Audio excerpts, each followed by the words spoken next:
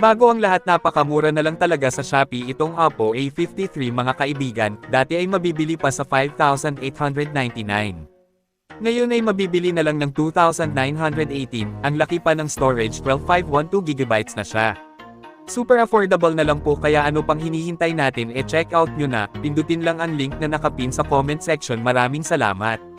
So unahin natin itong grupo ng Los Angeles Clippers na kung saan maraming fans po ang nagsasabing sila na nga daw ang magkakampyon next season.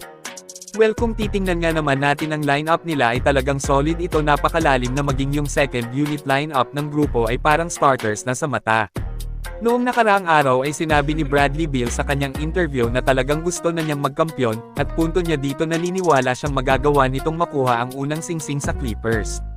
Dahil ani pa niya ang prangkesa at buong samahan ay gutom na gutom sa kampyonato. Sa madaling sabi, base sa kanyang mga binitawang salita dito ay mataas ang kumpiyansa ni Bill na maghahari sila sa loob ng liga.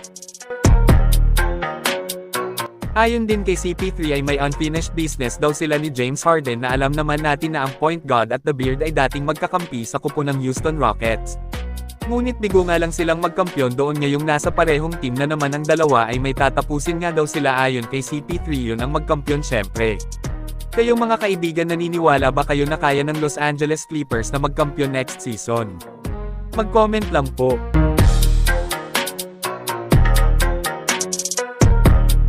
Samantala, sinabi ni Jamal Crawford na sina Stephen Curry at Zion Williamson ay parehong interesadong maglaro sa Crossover Pro M League sa susunod na summer. So kabang-abang ito sa mga hindi familiar ng nasabing liga, ay sikat rin ito, maraming mga NBA player na ang nakapaglaro na doon, mismong si Jamal Crawford ang host. Ano ang masasabi nyo? So hanggang dito na lang po muna sa ngayon, maraming salamat, mag-iingat at God bless sa lahat. You just signed with the Clippers. Where are you at in your NBA journey? I need a ring. I need a ring. You know, I want one bad. And I feel like I got a new life of rejuvenation, for sure, a new hunger. I'm excited about the opportunity, new city, new environment, but a hungry environment too. You know, I'm definitely excited about the opportunity to go win.